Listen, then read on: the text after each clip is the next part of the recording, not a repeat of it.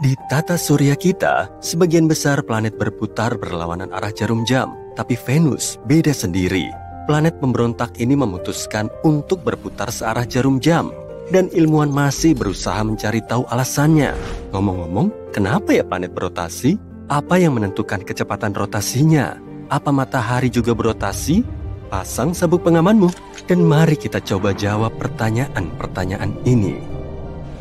Venus adalah planet kedua dari matahari dan planet terpanas di tata surya kita. Tahu nggak, Venus kadang disebut sebagai kembaran bumi loh. Itu karena ukuran dan komposisinya mirip dengan planet kita. Tapi cuma di situ aja kemiripannya, karena Venus adalah tempat yang bisa dibilang lumayan gila. Misalnya, cuacanya. Di Venus, cuaca selalu panas dan berawan. Panas di sini maksudnya beneran panas loh. Suhunya bisa mencapai lebih dari 426 derajat Celcius di sana. Dan awan-awan itu nggak terbuat dari air kayak yang ada di bumi. Alih-alih dari asam sulfat. Jadi ya, kamu pasti nggak mau keluar rumah tanpa tabir surya yang bagus di Venus. Kalau dari foto-foto yang diambil dari permukaannya, kamu bisa lihat awan kuning beracun dan lanskap tanahnya yang retak dan sunyi. Dan wahana antariksa yang memotretnya langsung mati setelah mengirimkan foto-foto ini. Kasihan. Tapi, permukaan Venus bukan hanya berupa daratan yang padat, gelap, dan datar. Bahkan, Venus punya pegunungan yang lebih tinggi dari Gunung Everest. Gunung-gunung ini nggak terbuat dari batu kayak gunung-gunung di bumi. Gunung-gunung ini terbuat dari material vulkanik yang lebih padat. Venus adalah tempat yang cukup menyeramkan, yang menyimpan banyak misteri. Salah satunya telah membingungkan para ilmuwan selama bertahun-tahun, dan itu adalah rotasi planet ini. Sebagian besar planet di tata surya berputar berlawanan arah jarum jam, tapi Venus gak kayak planet-planet lainnya. Venus berotasi searah jarum jam, dan bukan itu saja, Venus juga berotasi lebih cepat mengelilingi matahari daripada revolusinya sendiri. Dengan kata lain, 1 tahun di planet ini berlalu lebih cepat dari 1 hari. Sepertinya Venus menjadikan keunikan sebagai misi hidupnya. Tapi kenapa bisa begitu ya? Para ilmuwan punya beberapa teori. Teori yang paling populer mengatakan bahwa Venus sebenarnya berputar berlawanan arah jarum jam kayak planet-planet lainnya. Tapi kemudian ada sesuatu yang membalikannya. Terus apa sesuatunya itu? Mungkin kamu penasaran. Sebuah objek seukuran planet. Para astronom meyakini kalau ada benda besar yang pernah bertabrakan dengan Venus dan menyebabkan Venus berputar ke arah yang berlawanan. Bayangin aja kayak permainan biliar kosmik di mana ada objek besar misterius sebagai bola putihnya dan Venus sebagai bola sasaran. Tapi kita nggak bisa bilang kalau Venus berputar ke arah yang salah. Nggak ada yang namanya arah putaran yang salah di alam semesta. Yang terjadi sebenarnya adalah rotasi retrograde. Ini terjadi ketika sebuah planet berputar berlawanan arah dengan orbitnya mengelilingi matahari.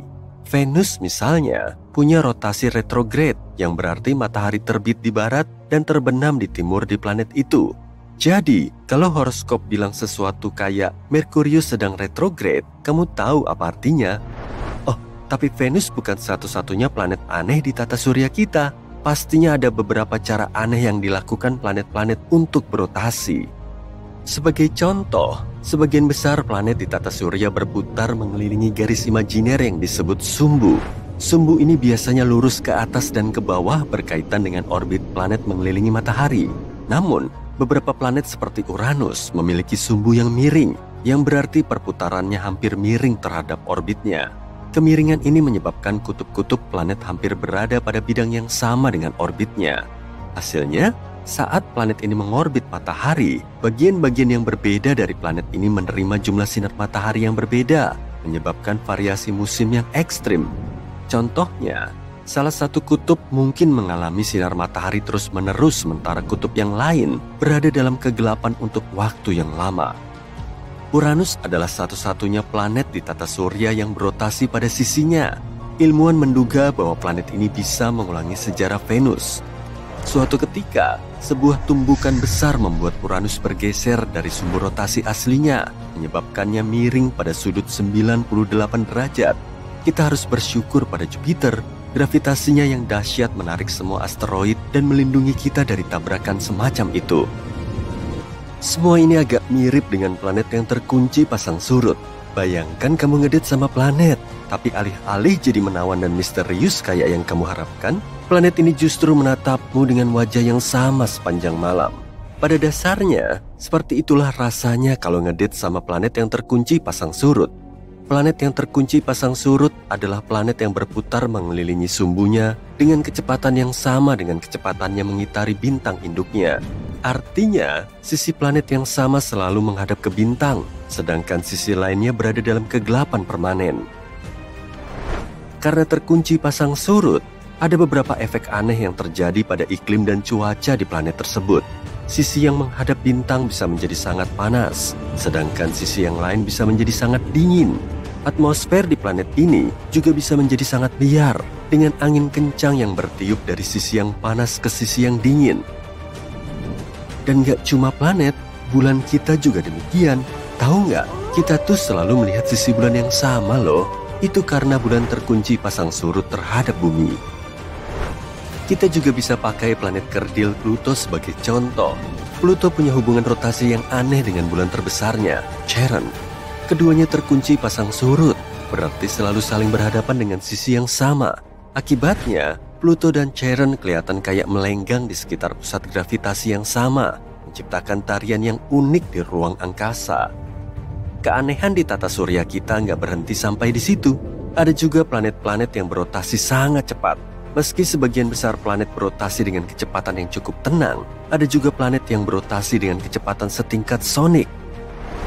Jupiter misalnya, berotasi setiap 9 jam 56 menit sekali, yang berarti satu harinya cuma berlangsung kurang dari 10 jam. Rotasi ini cukup cepat untuk menyebabkan planet ini terlihat menonjol di ekuatornya. Dan juga, rotasi yang cepat ini menciptakan angin kencang yang bisa mencapai kecepatan hingga 643 km per jam. Kalau semua ini masih terasa logis dan masuk akal, gimana kalau rotasi yang kacau? Yap, ada planet yang rotasinya nggak teratur dan nggak bisa diprediksi, sehingga dikenal sebagai rotasi kacau. Hal ini seringkali disebabkan oleh pengaruh gravitasi dari bulan-bulan di dekatnya atau planet-planet lain. Hal ini sebagian besar terjadi pada bulan dan objek-objek kecil seperti itu. Di tata surya kita, beberapa bulan di Pluto, Saturnus, dan Neptunus punya rotasi yang tidak teratur. Ngomong-ngomong, matahari juga berotasi loh, sama kayak planet. Namun, rotasinya nggak seragam. Ekuatornya berputar lebih cepat daripada kutubnya. Lumayan aneh ya? Fenomena ini menciptakan medan magnet yang bertanggung jawab atas fenomena seperti bintik matahari dan suar matahari.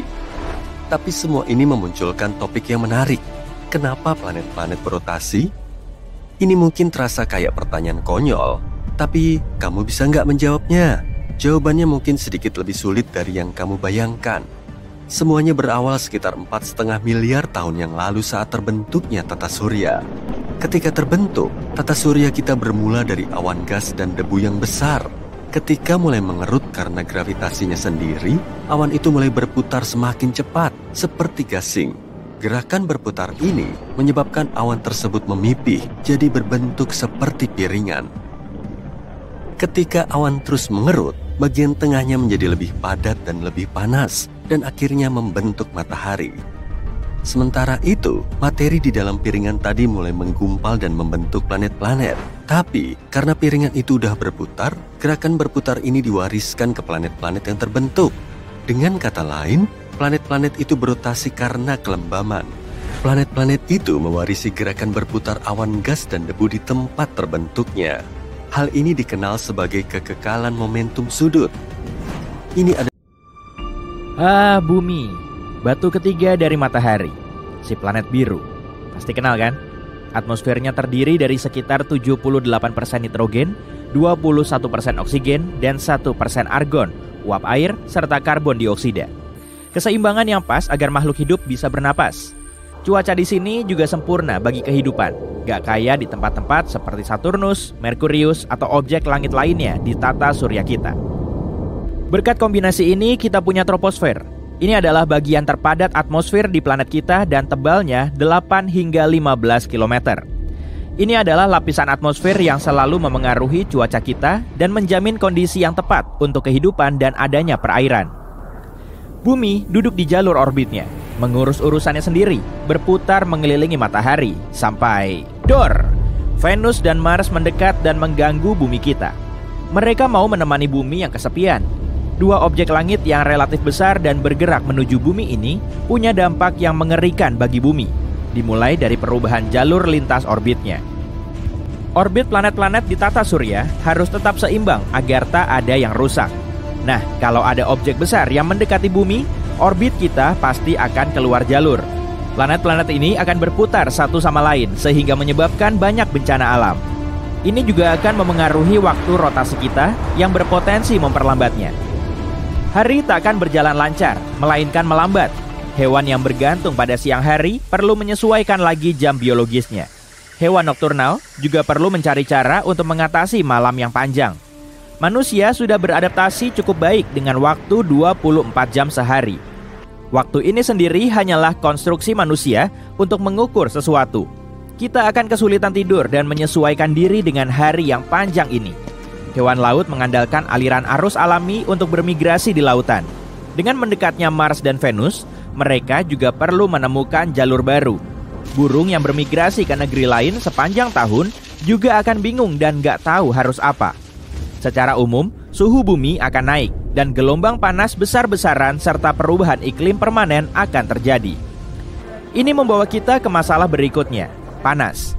Kenaikan suhu yang radikal akan mengubah segalanya menjadi gurun tandus. Musim kemarau akan terjadi sepanjang tahun, terutama karena Venus ada di dekat kita. Sebagian besar planet kita akan mengering dan tak akan cocok untuk bercocok tanam. Venus itu panas. Ya, benar-benar panas. Meski bukan planet terdekat dari matahari, Venus masih yang terpanas. Suhu di Venus mendekati 480 derajat Celcius yang akan melelehkanmu seperti es batu. Tanah di Venus umumnya datar, mungkin karena suhunya. Venus panas karena atmosfernya tebal dan memerangkap gas berbahaya di dalamnya. Jika Venus mendekat ke arah kita, gas-gas itu akan masuk ke atmosfer kita dan membahayakannya. Mars alias planet merah sangat dingin. Suhu ini mungkin tetap sama jika dia mengelilingi bumi. Mars juga rumah bagi gunung berapi aktif terbesar di tata surya yang membuat gunung Everest sekecil semak jika dibandingkan dengan pohon. Dengan ketidakstabilan yang tinggi ini, suatu hari gunung itu mungkin bangun dan meletus. Mars punya atmosfer yang sangat tipis sehingga suhunya dingin. Gravitasinya sangat mirip bumi.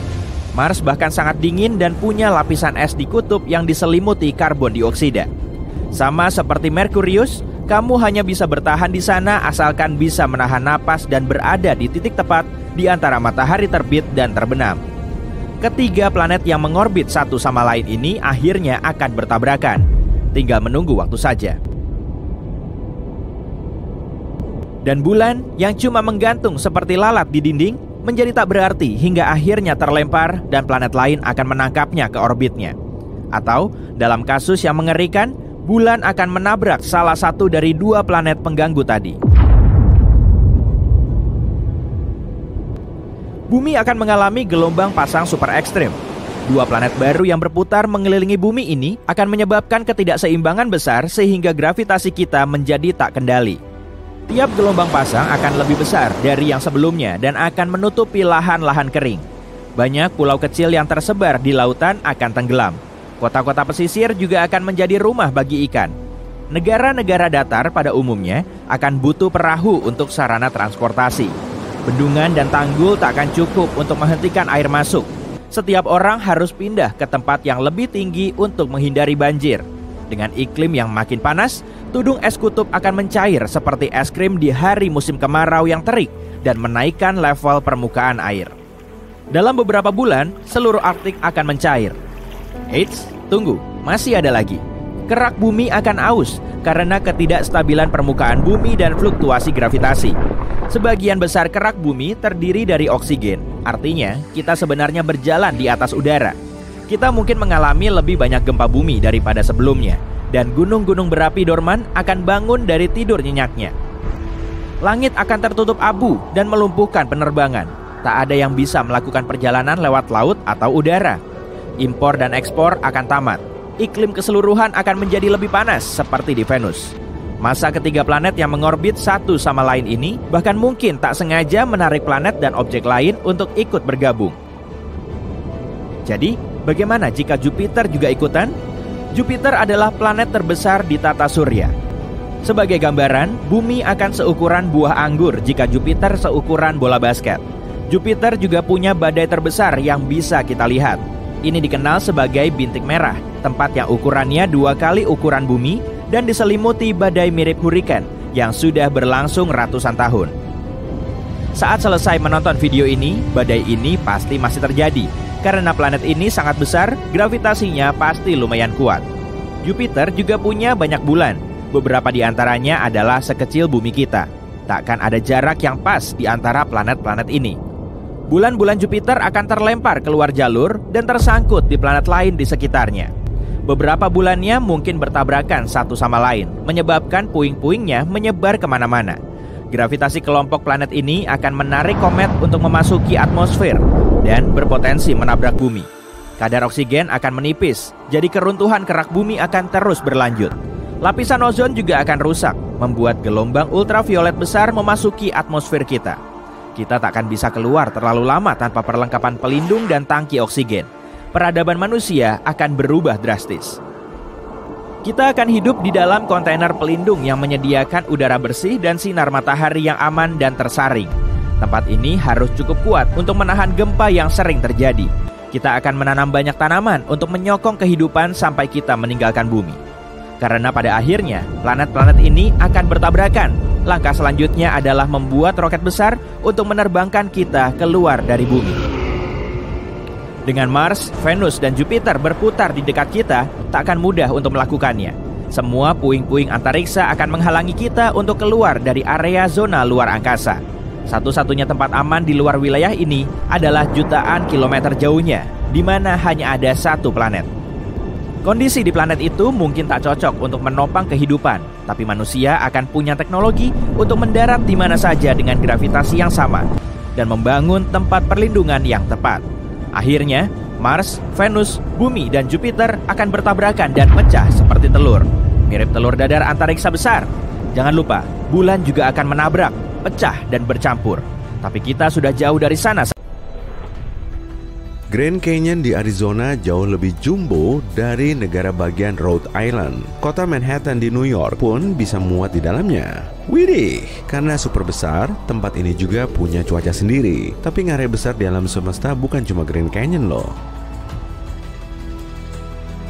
Valles Marineris bahkan jauh lebih besar. Ngarai ini berlokasi di Mars dan sepanjang hampir seperempat kelilingnya, kurang lebih 10 kali panjang Grand Canyon. Malahan, kamu juga bisa lompat pakai parasut karena medannya sangat curam. Casey Valles juga terdapat di Mars. Gugusan ngarai ini kemungkinan telah menjadi pusat banjir besar di planet tersebut. Di seluruh planet merah ini terdapat kanal dan ngarai besar. Ada juga Theo Valles. Nah, di tempat inilah air Mars purba dan lava vulkanik panas saling menyatu. Menurut para ilmuwan sih gitu. Yang satu ini juga nggak kalah jumbo. Sebutannya Ares Vallis. Sampai saat ini, Ares Vallis masih menyandang predikat sebagai sistem drainase terpanjang. Kamu nggak nyangka ya kalau di Mars juga ada saluran air, sungai, dan dataran banjir? Di masa awal pembentukannya, Mars kemungkinan beriklim hangat dan basah. Tapi sekarang, yang tersisa hanyalah ngarai kering sejauh mata memandang. Ithaka Kasma kelihatan mirip bopeng raksasa yang ada di Tethys, satelit Saturnus. Ukurannya 4 kali lebih panjang dan sekitar 3 kali lebih dalam dari Grand Canyon. Dan umurnya sudah miliaran tahun. Belum ada yang pernah menjelajah langsung di tempat ini sih. Kita cuma bisa melihat fotonya berkat pesawat luar angkasa Voyager 1. Great Valley di Mercurius bikin Grand Canyon kelihatan mungil aja deh. Pesawat luar angkasa milik NASA, Messenger, berhasil mengambil foto formasi besar ini untuk pertama kalinya dalam sejarah. Ngarai ini juga dikelilingi oleh dua objek yang sangat besar, Enterprise dan Belgica. Entahlah, apa maksudnya? Satelit terbesar di Pluto, Charon, punya ngarai bernama Argokasma. Ukurannya bukan main besarnya. Meski sudah tercoret dari kakak tata surya kita, boleh dong si Pluto unjuk kebolehan dengan ngarai besarnya.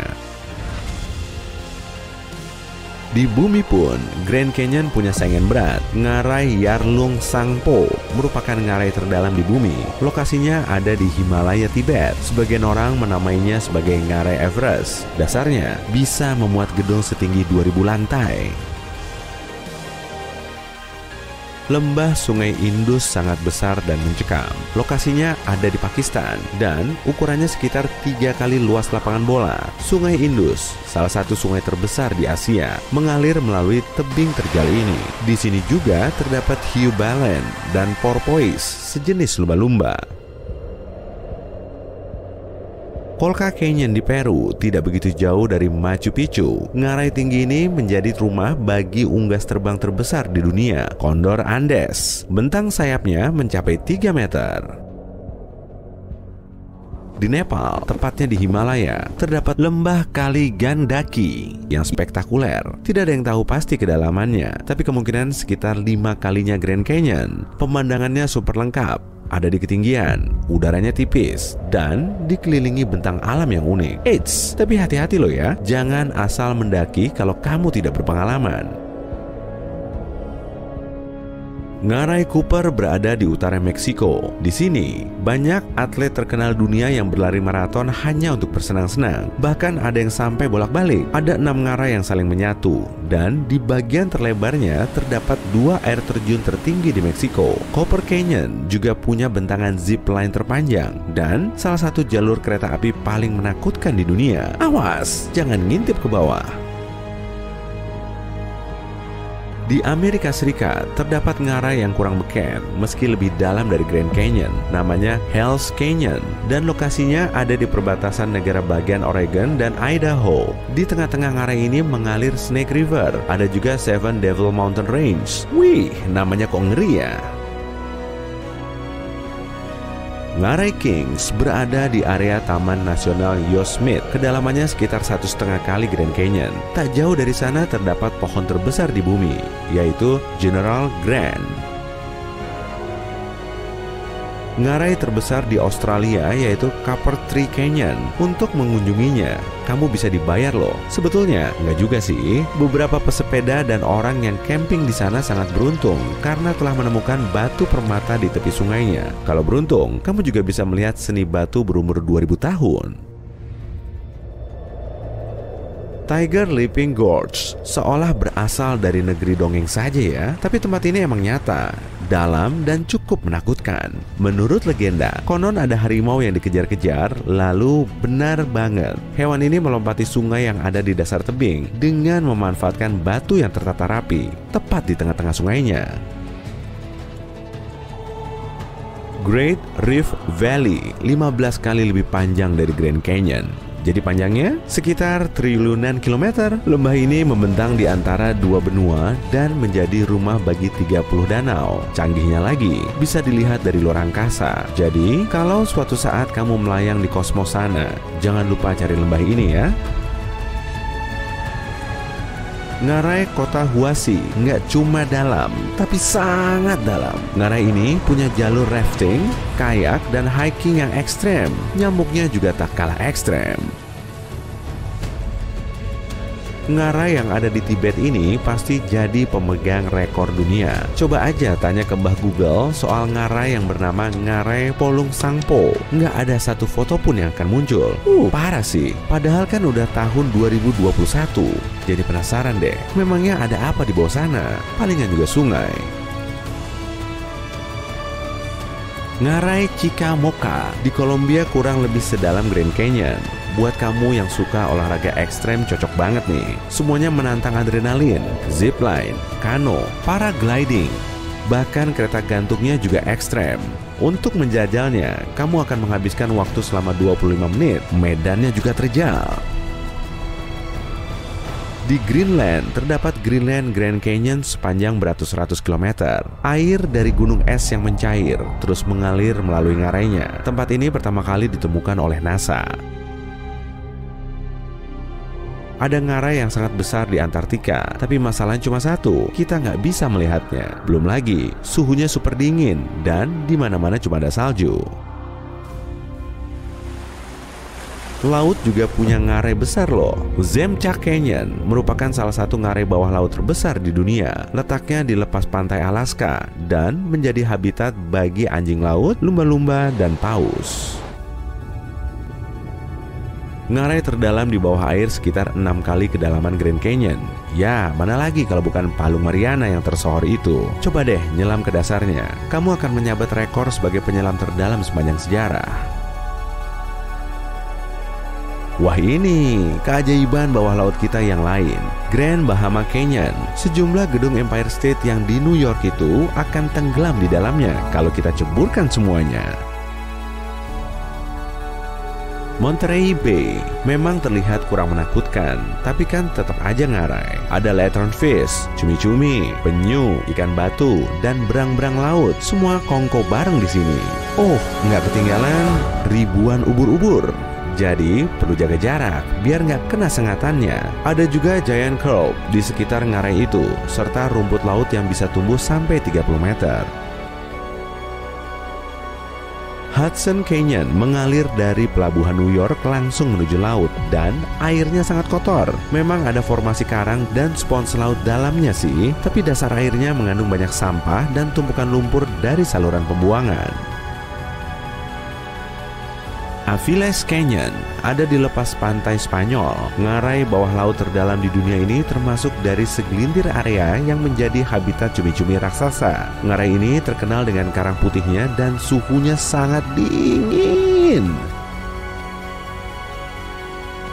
Bremer Canyon di Australia merupakan ngarai bawah laut yang besar dan berbahaya, terutama bagi cumi-cumi raksasa. Hewan ini kita dan kamera kita sudah menjelajah bumi, ke puncak Gunung Everest, dan sampai ke kedalaman Palung Mariana. Kita sudah melihat Sungai Nil, air terjun Niagara, Gurun Sahara, Grand Canyon, dan sejuta tempat indah lainnya. Di setiap perjalanan, kamu membawa pulang foto-foto menakjubkan. Albummu sudah setebal ensiklopedia, dan inilah saatnya menemukan dunia pariwisata yang sepenuhnya baru. Mari kita menjelajah Mars.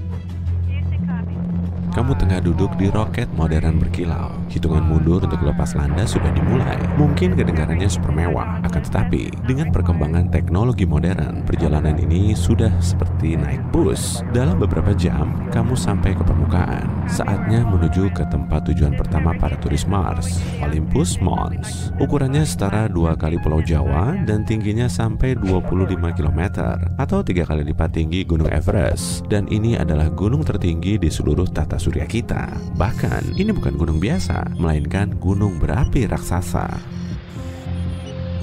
Seluruh gunung ini terbentuk saat aliran lava naik ke permukaan, mengalir menuruni lereng gunung berapi, dan perlahan mendingin. Lapisan tanah paling barunya berumur sekitar 2 juta tahun. Jadi, para ilmuwan tidak mengesampingkan kemungkinan bahwa gunung berapi ini akan bangun suatu hari nanti. Semoga kamu sedang tidak di dekatnya saat letusan terjadi.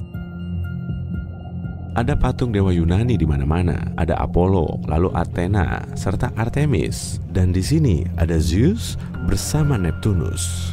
Dewa-dewa ini hidup di Gunung Olympus di Yunani. Patung-patung ini tentu masih baru. Kita membangun monumen ini untuk menarik lebih banyak turis. Bahkan ada banyak kios souvenir tempat kamu bisa membeli kaos petir sebagai penggemar nomor 1 Zeus. Kamu mengambil selfie pertamamu di Mars dan melanjutkan perjalanan ke tempat menarik berikutnya. Ini adalah kompleks berisi 12 gunung berapi raksasa. Beberapa di antaranya hampir mencapai ketinggian Olympus. Tingginya setara tumbukan 60 gedung Empire State. Karena gravitasi di Mars jauh lebih lemah daripada di bumi, gunung di sana juga lebih tinggi. Kekuatan yang menekan gunung ke bawah tidak sekuat di bumi. Jadi, gunung di sana tumbuh jauh lebih besar dari gunung manapun yang bisa kamu temukan di bumi. Kamu merasa jauh lebih ringan daripada selama ini. Dan kamu bisa mengangkat benda 3 kali lebih berat daripada yang kamu angkat di bumi. Tidak sulit untuk memahami kenapa gunung berapi di sini begitu tinggi saat kamu melompat dan terbang setinggi 3 meter ke udara. Semua gunung berapi ini telah meletus selama 2 miliar tahun. Itu hampir setengah usia planet rumah kita. Itulah alasan lain kenapa gunung ini menjadi sangat tinggi. Klik, fotomu sudah bagus. Dan kamu melanjutkan ke titik berikutnya, Valles Marineris. Ini adalah ngarai terbesar di dunia. Areanya lebih jauh dari jarak antara New York dan Miami, dan ukurannya 4 kali lebih besar daripada Grand Canyon di bumi. Kita tidak tahu persis bagaimana ngarai ini bisa terbentuk, tapi teori paling populer berpendapat semua itu karena lava. Lava mendorong kerak Mars ke atas saat bergerak di bawah tanah. Seiring waktu, lembah ini berkembang menjadi ngarai Valles Marineris yang sangat besar. Pemberhentian selanjutnya adalah Sidonia. Daya tarik tempat ini adalah adanya batu raksasa berwajah manusia. Pada tahun 1976, kita melihat foto-foto dari permukaan Mars dan dapat dengan jelas mengenali kepala manusia di sini. Orang-orang segera membuat ribuan teori tentang asal-usul wajah di Mars ini. Teori dan spekulasi yang seru berakhir ketika ada foto baru yang diambil pada tahun 2011. Gambar yang lebih jelas ini menunjukkan bahwa mata, hidung, dan mulutnya hanyalah bayangan yang tidak dapat ditangkap foto asli berkualitas rendah. Nyatanya, ini cuma bukit biasa, tidak terlalu menarik kalau dilihat dari dekat. Kenakan jaket hangatmu untuk melihat tempat berikutnya. Ini adalah kutub utara. Harap pegang erat kameramu juga ya. Angin di sini lumayan kencang. Es yang kamu lihat adalah karbon dioksida yang bentuknya menjadi begini karena suhu yang super rendah. Suhu di sini bisa sampai sedingin minus 143 derajat Celcius. Tempat dingin dan kutub utara ini menjadi penyebab angin kencang di seluruh Mars. Di kutub selatannya bahkan ada geyser. Pada musim semi, saat geyser semakin hangat, semburan karbon dioksida menembak ke permukaan, membawa debu dan pasir bersamanya. Cepat, abadikan dengan kameramu. Berbagai penelitian menyebutkan ada danau bawah tanah selebar semenanjung Korea, 1,5 kilometer di bawah lapisan es yang tebal. Lanjut ke kawah Gale. Disinilah Curiosity mendarat pada tahun 2012. Oh, dan ini replikanya. Wahana penjelajah ini sudah mempelajari permukaan Mars selama bertahun-tahun dan menemukan tanda-tanda uap air. Artinya, Mars bisa saja menopang kehidupan di masa lalu. Curiosity juga menemukan banyak bukti adanya molekul organik serta gas metana. Asalnya mungkin dari mikrob dan makhluk hidup lain, tapi kita masih belum bisa memastikannya. Adanya kehidupan di Mars belum dikonfirmasi, tapi adanya kemungkinan kehidupan makhluk Mars di masa lalu selalu membuat kita penasaran. Kamu mengambil selfie lagi, seperti sedang memegang Curiosity di tangan. Sip, taksi Mars sudah datang menjemputmu, dan kamu sedang menuju Medusae Faucae. Banyak orang meyakini ini bisa menjadi tempat datangnya alien karena bebatuan yang keren. Tentu saja ini tidak benar. Ilmuwan berpendapat gunung berapi telah meletus di sini selama bertahun-tahun. Lavanya mendingin menjadi bebatuan dan angin kencang membuatnya jadi berbentuk aneh. Seluruh endapan vulkanis ini mencakup area seluas 2,5 kali lipat Pulau Kalimantan. Dan inilah tempat yang membuat para ilmuwan bumi gelisah dan bahkan takut. Kawah Hale dan garis-garis di lerengnya. Penelitian menunjukkan tempat ini lembab. Artinya, air mungkin pernah mengalir ke sana. Tapi kemudian peneliti menetapkannya sebagai aliran pasir kering. Ilmuwan khawatir tempat ini mungkin menjadi rumah bagi mikrob alien. Jadi, sebaiknya jangan dekat-dekat ya. Tempat misterius lain bagi turis di Mars adalah Ghost Dunes atau Bukit Pasir Hantu. Di zaman kuno planet ini ada bukit pasir setinggi puluhan meter, tapi kemudian bukit pasir ini dibanjiri air atau lava. Bagian dasarnya bertahan, tapi bagian atasnya hilang. Area bukit pasir ini mungkin masih berisi mikrob. Di sini, mikrob terlindungi dari angin dan radiasi matahari, sehingga mungkin masih hidup. Kontak dengan mikrob alien ini bisa berbahaya bagi manusia, jadi kamu cuma selfie dari jauh. Tempat berikutnya berada di satelit Mars, Phobos. Oh, sudah ada lumayan banyak orang yang berkumpul di sini, lalu kamu melihatnya monolit Phobos. Itu adalah batu besar setinggi gedung 30 lantai. Kita tahu tentang objek ini dari gambar yang diambil dari bumi. Monolit ini membentuk bayangan yang besar dan telah melahirkan banyak teori. Misalnya, beberapa orang mengklaim bahwa monolit itu dibangun oleh peradaban kuno atau ditinggalkan oleh alien di sini. Bahkan, bisa jadi ini suar. Semua orang yang ada di sini datang demi menguji teori mereka. Tapi monolit ini cuma terlihat seperti batu dari dekat. Satu foto lagi, dan kamu harus bergegas naik bus yang akan membawamu ke satelit Jupiter, Io. Keamananmu hanya terjamin di dalam mobil kapsul spesial yang terbang di atas permukaan. Dan saat melihat gunung berapi terus-menerus meletus, kamu paham alasannya. Gravitasi Jupiter menekan bagian dalam Io. Karena memanas, lavanya naik ke permukaan dan membuat gunung berapi meletus di permukaannya. Saking banyaknya materi yang disemburkan, permukaan Io benar-benar berubah setiap beberapa ribu tahun. Sekarang, mari nyalakan pendorong hiper kita dan pergi ke antariksa dalam. Di sini, di dalam kegelapan total, terdapat Voyager. Voyager diluncurkan pada tahun 1977 dan masih beroperasi. Voyager adalah benda buatan manusia pertama yang meninggalkan perbatasan tata surya kita dan merupakan pesawat antariksa terjauh di dunia. Voyager membawa cakram emas dengan pesan untuk peradaban luar angkasa. Cakram yang menakjubkan ini berisi gambar pemandangan bumi, manusia, hewan, dan berbagai suara serta musik. Sayangnya, butuh waktu ribuan tahun bagi Voyager untuk mencapai sistem bintang terdekat. Jadi, kemungkinan besar kita belum akan mendapatkan balasan dari alien manapun dalam waktu dekat. Kamu mengambil selfie lagi dan melanjutkan ke tahap tur selanjutnya. Di sini, 1000 tahun cahaya dari bumi, terdapat lubang hitam, objek paling misterius dan paling berat di alam semesta. Beratnya sama dengan matahari, tapi ukurannya jauh lebih kecil. Saking beratnya, segala hal terisap ke sana, bahkan cahaya. Jadi, lubang hitam sebenarnya tidak hitam, melainkan tidak berwarna sama sekali. Kamu hanya bisa melihatnya dari jarak yang sangat jauh karena kemampuan membelokkan waktunya. Makin dekat kamu dengannya, makin lambat waktu berlalu. Dan jika kamu ingin terbang sedetik lebih dekat darinya, berminggu-minggu atau bahkan berbulan-bulan mungkin sudah berlalu di bumi pada saat itu. Sesuai tradisi lama, kamu melempar koin ke lubang hitam dan melanjutkan perjalanan melalui kosmos yang jauh. Dalam perjalanan pulang, kamu tidak lupa mampir ke tempat ikonik di bulan. Di sini, di Laut Tranquility, ada taman di dekat lokasi pendaratan Apollo 11. Di lokasi inilah manusia pertama kali menginjakan kaki di permukaan bulan. Cetakan sepatu boot pertama Neil Armstrong masih ada di permukaan sebagai buktinya. Jejak kaki itu tercetak pada tahun 1969, tapi masih terlihat sama persis sampai sekarang. Jutaan orang di seluruh dunia berhamburan ke jalanan dan naik ke atap bangunan untuk melihat fenomena kosmik menakjubkan. Ada sebuah planet tepat di samping bulan. Planet merah yang besar. Pada awalnya semua orang antusias.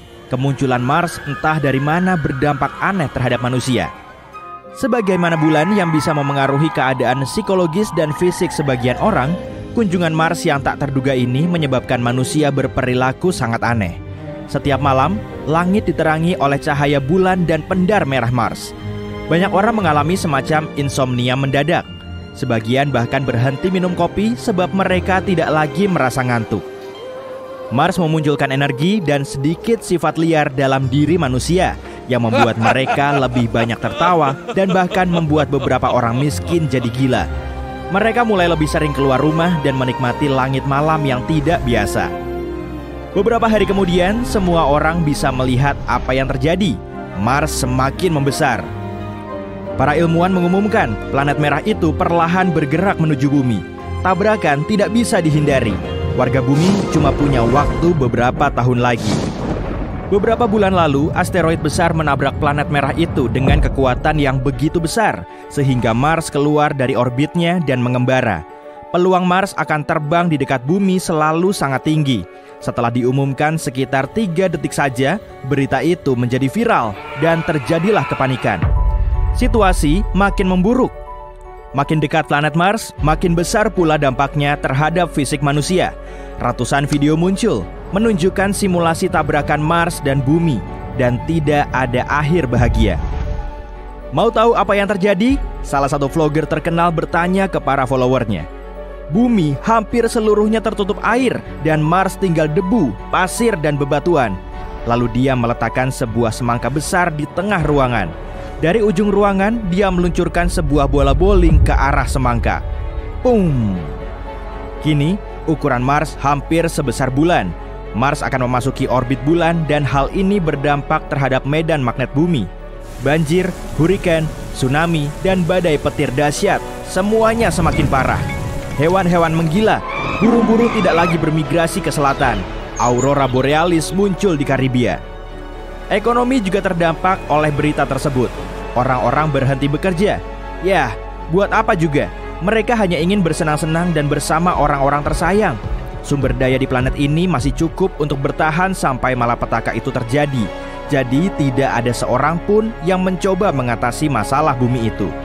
Pakaian, makanan, mobil, kapal pesiar, apa saja, semua kehilangan nilainya dan sekarang gratis. Setiap hari, pesta jalanan besar muncul di seluruh dunia. Orang-orang memutuskan untuk hidup damai dan harmonis sampai akhir hayatnya. Malapetaka global berhasil menyatukan manusia. Guna mengiringi ledakan, warga bumi bersatu untuk mengadakan konser rock akbar. Raksasa merah itu menghancurkan planet biru kita yang cantik. Dan rock and roll adalah musik pengiring yang pas. Ada cukup waktu untuk makan, joget, berpesta, dan mendengarkan musik keren. Panggung-panggung raksasa dibangun di mana-mana. Ini konser terakhir bagi para musisi. Selama persiapan itu, tiba-tiba muncul secercah harapan. Para ilmuwan telah memperhitungkan semua kejadian yang akan muncul saat Mars membentur bumi, dan mereka punya rencana sederhana. Untungnya, manusia telah berencana pindah ke Mars, jadi mereka sudah membangun pesawat ruang angkasa selama ini. Tidak ada waktu untuk pergi ke planet lain sebelum tabrakan itu. Tapi untungnya, manusia bisa menunggu terjadinya bencana itu di luar orbit bumi. Kamu bisa duduk di stasiun ruang angkasa sambil mengunyah popcorn, bersantai dan menikmati pertunjukan. Saat debunya mengendap, mungkin kita sudah bisa kembali ke bumi, atau sisa-sisanya. Setelah mempelajari rencana ini, manusia mulai bekerja untuk menyelesaikan pesawat siang dan malam. Semua orang bekerja dengan semangat. Masih ada waktu 2 tahun sebelum hari besar itu. Panggung-panggung konser raksasa diubah menjadi stasiun ruang angkasa. Mars kini memberikan lebih banyak energi kepada manusia, dan dengan kerja tim yang heroik, manusia berhasil membangun ribuan stasiun hanya dalam beberapa bulan. Itulah yang terjadi jika 7 miliar manusia bekerja sama. Para petani, terapis fisik, koki, insinyur, atlet, akuntan, semua bekerja dalam satu tim. Sekarang jarak Mars lebih dekat ke bumi dibanding bulan. Raksasa merah itu menghalangi matahari dan planet kita tenggelam dalam kegelapan. Tinggal beberapa hari lagi. Manusia bekerja seperti semut dalam koloni raksasa, memberikan sentuhan terakhir ke beberapa ratus ribu stasiun ruang angkasa. Dibutuhkan 4 hari penuh bagi semua orang untuk memasuki stasiun. Lalu ada juga pemuatan perbekalan. Berbagai binatang, ikan, tumbuhan, biji-bijian, sayur-mayur, buah-buahan, video game, cemilan. Si raksasa merah dijadwalkan memasuki orbit bumi dalam beberapa hari. Saat itulah kecepatannya akan meningkat tajam. Ukuran Mars hanya separuh bumi lebih sedikit, tapi di langit sana dia kelihatan luar biasa besar. Pesawat-pesawat mulai lepas landas.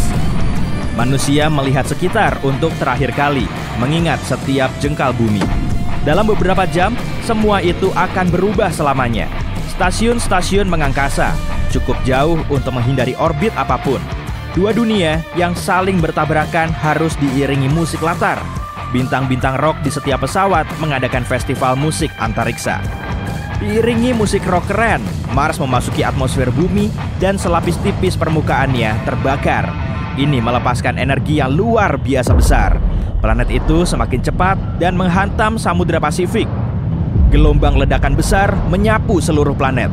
Segalanya tersulut api dan semua orang di stasiun ruang angkasa harus mengenakan kacamata hitam agar tidak menjadi buta.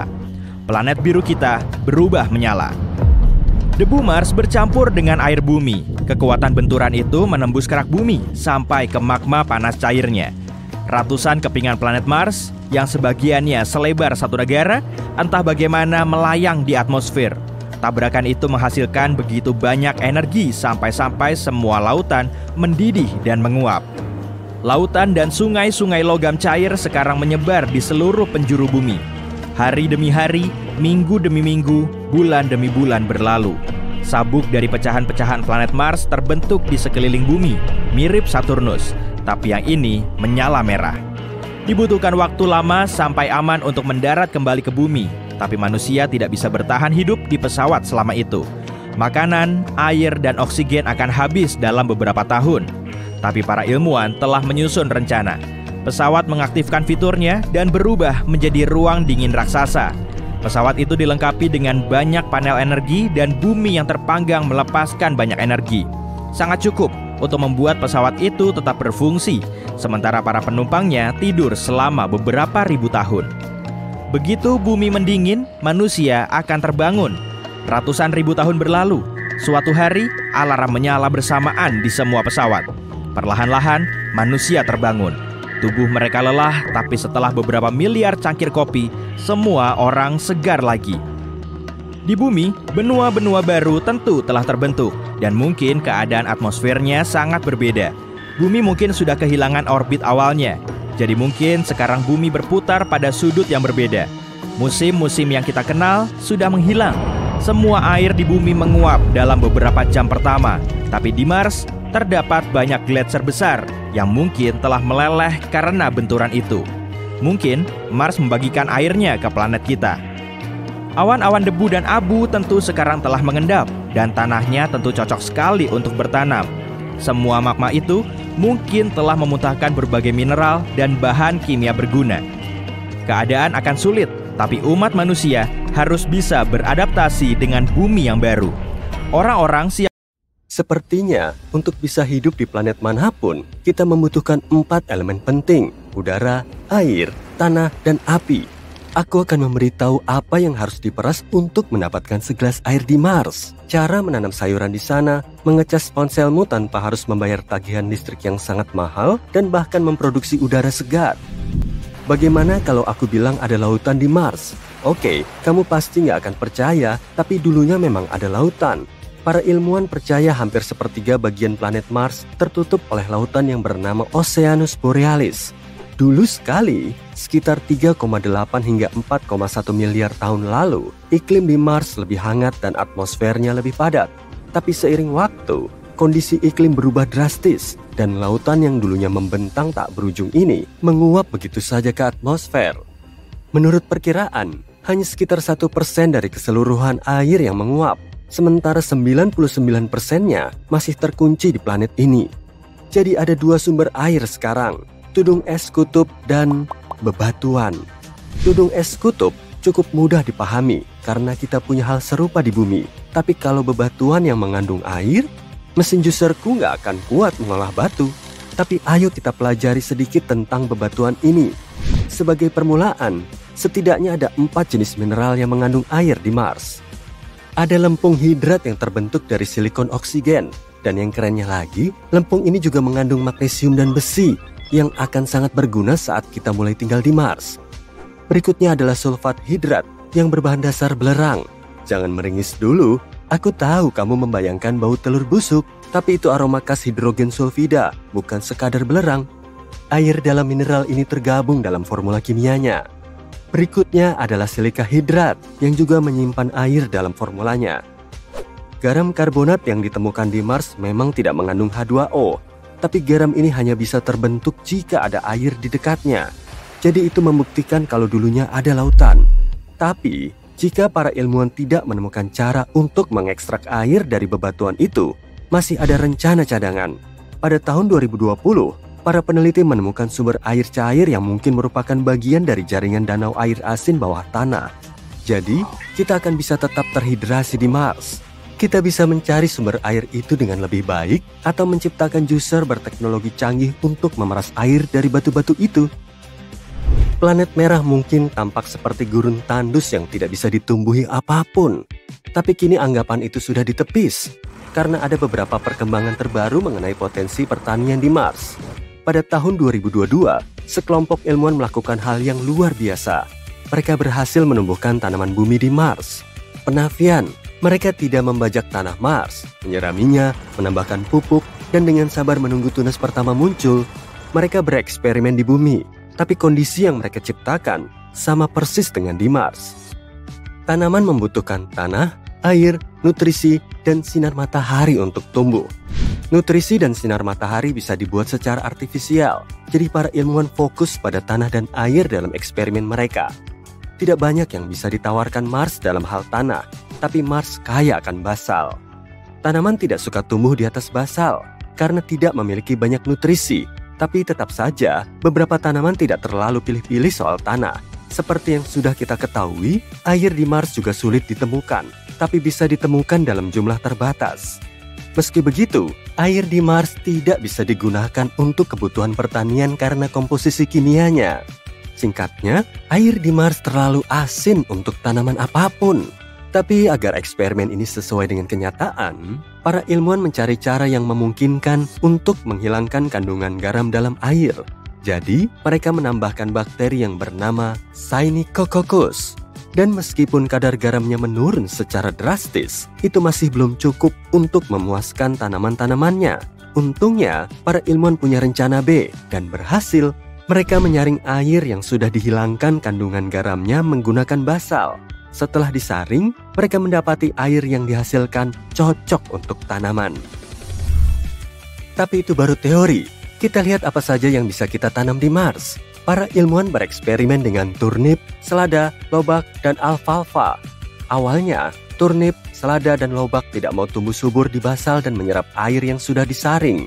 Tapi kemudian alfalfa diikutkan dan membuat para ilmuwan tercengang. Tanaman ini tumbuh sangat baik dalam lingkungan Mars. Ini mungkin tampak seperti akhir yang logis dari percobaan ini. Dan bagaimanapun juga, alfalfa cukup enak, kaya akan vitamin K, mengandung vitamin C, beberapa vitamin B, zinc, dan fosfor. Dan kamu bisa mencari di Google berbagai macam salad yang enak dengan kecambah alfalfa. Tapi ada satu hal lagi yang mungkin bisa mengubah segalanya.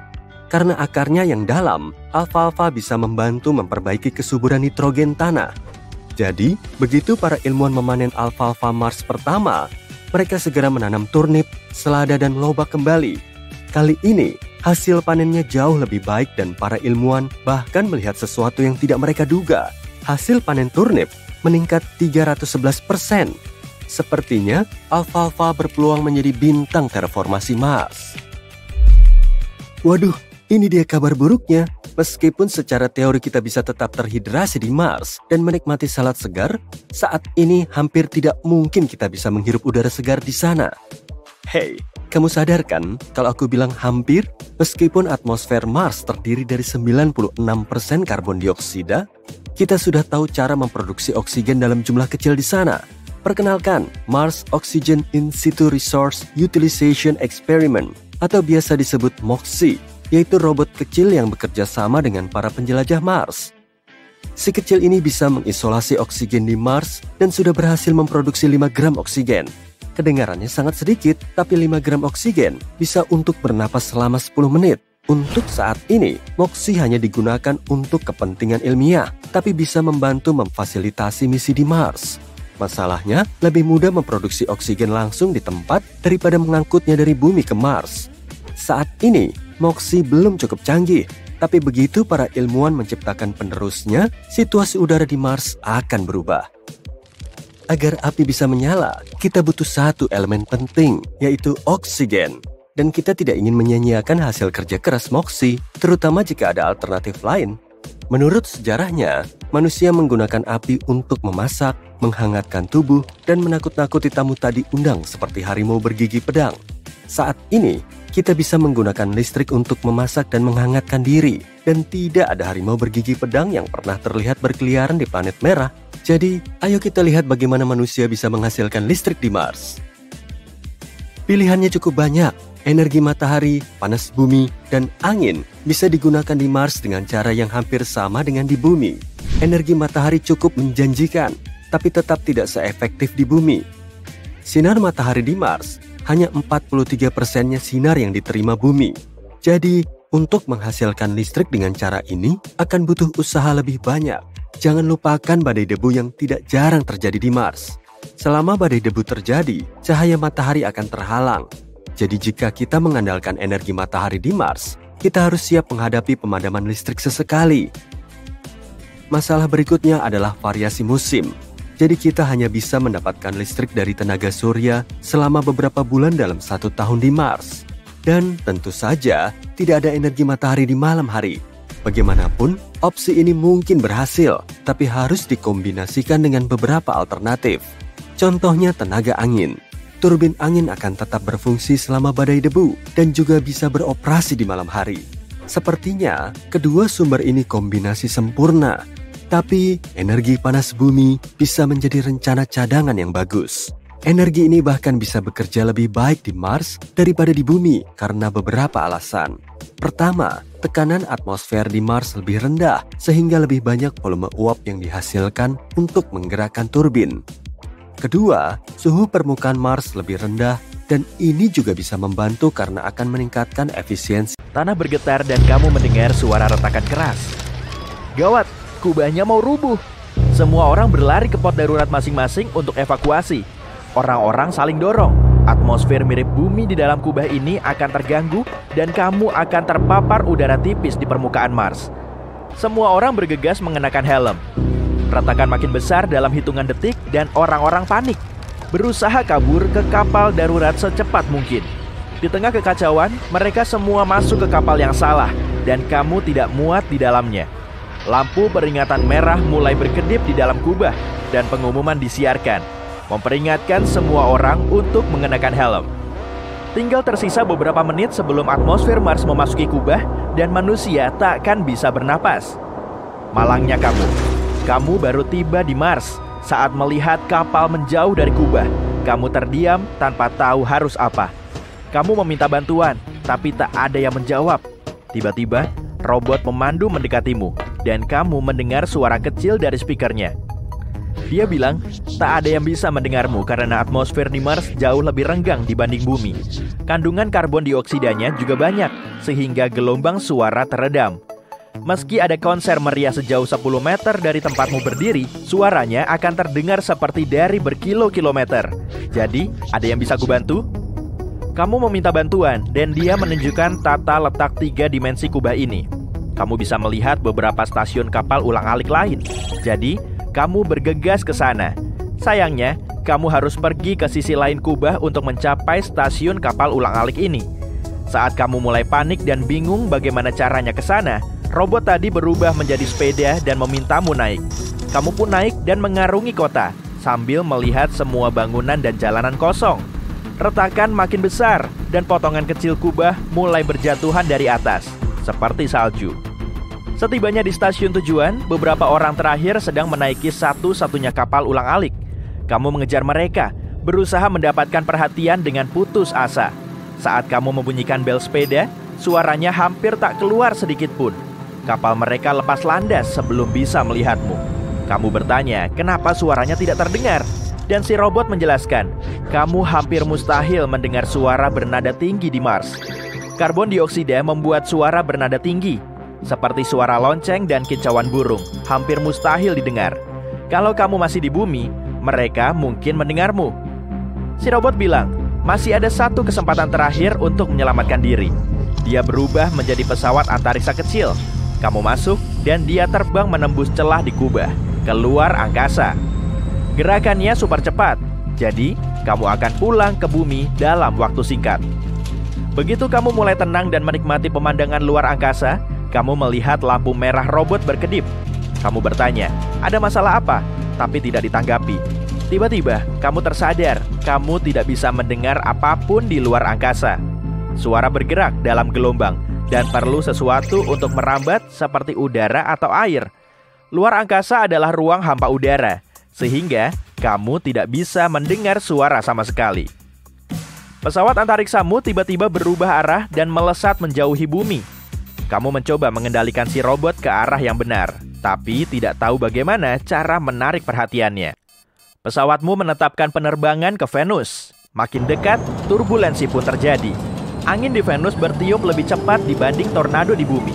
Kamu terus tersapu, sambil berusaha mencari tempat yang aman untuk mendarat. Si robot berhasil untuk tetap stabil di jalurnya, meski angin menghempaskannya kemana-mana. Kamu sudah bisa merasakan panas Venus.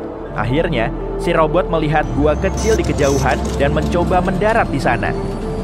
Segera setelah si robot menyentuh tanah, dia berubah menjadi pakaian luar angkasa yang bisa kamu kenakan.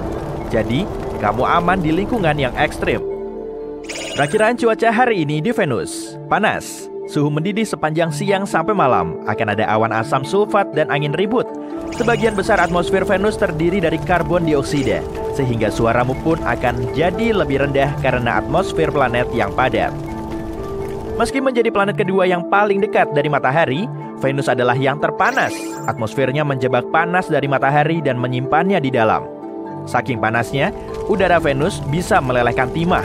Kalau kamu terbang naik pesawat antariksa di dekat Venus, semuanya akan meleleh dalam hitungan menit.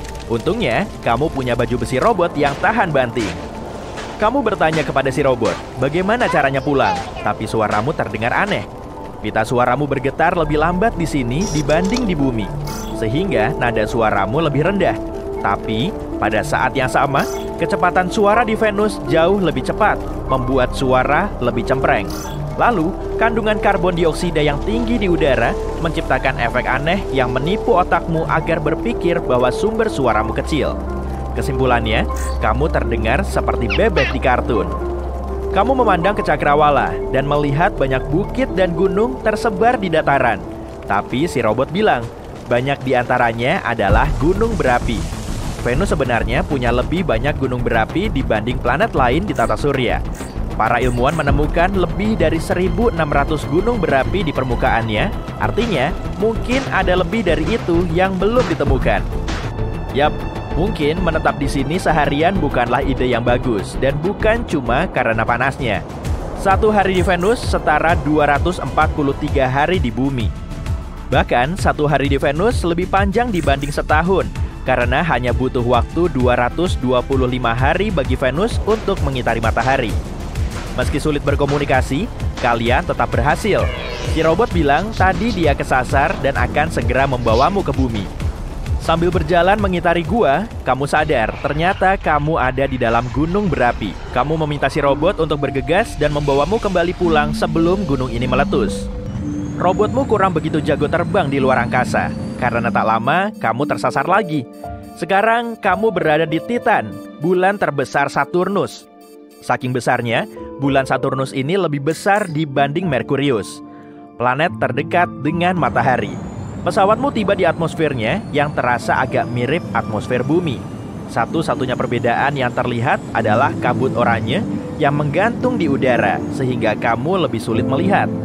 Saat kamu turun menuju Titan, robotmu mendeteksi tanda-tanda gas sianida di seluruh permukaannya, dan awan tebal yang terbuat dari es metana. Kamu mendarat di tempat yang lembut dan kembali meminta si robot membawamu pulang ke bumi. Setidaknya, kali ini kamu tidak kepanasan. Si robot berubah lagi dan mulai memindai lingkungan. Atmosfer di sini sekitar 60% lebih padat dibanding bumi. Berjalan di sini terasa seakan melewati kolam sirup maple. Ada kandungan nitrogen yang sangat tinggi di udara. Jadi semua suara terdengar sangat mirip dengan di bumi. Kamu bilang ke si robot, kamu ingin sekali pulang sekarang, tapi suara yang keluar seperti teriakan keras yang serak. Ini karena Titan punya lebih banyak nitrogen dibanding bumi, dan karena suara merambat sedikit lebih lambat. Untungnya, kalian berdua masih bisa saling paham. Si robot bilang dia perlu menyerap lebih banyak energi dari panel surya sebelum lepas landas lagi. Jadi, kamu memutuskan berkeliling. Titan adalah satu-satunya objek di tata surya yang punya badan cairan tetap seperti sungai, danau, dan laut di permukaannya. Kamu kini paham kenapa si robot tersesat, mengingat betapa miripnya Titan dengan bumi. Titan bahkan punya siklus cair, dengan hujan, penguapan, dan pengembunan. Tapi ini bukan air seperti di bumi. Cairan utama di sini adalah metana. Para ilmuwan berpikir, mungkin ada aktivitas vulkanis di sini. Tapi alih-alih lava panas cair, yang dimuntahkan adalah air. Planet-planet lain seperti Mars punya es di puncak gunungnya dan bukti air di bawah permukaannya. Tapi tak ada yang semirip bumi dibanding Titan. Beberapa ilmuwan meyakini, bulan ini bisa menjadi rumah kita berikutnya miliaran tahun dari sekarang. Suhu matahari akan meningkat saat itu, sehingga atmosfer bumi tidak dapat dihuni lagi. Pada saat itu, suhu dingin Titan akan cukup untuk menciptakan lautan yang stabil dan menopang kehidupan. Si robot akhirnya mengumpulkan listrik yang cukup untuk terbang, sehingga kamu bisa pulang. Kamu merindukan percakapan normal dengan suara yang tidak terdengar seperti karakter kartun lagi.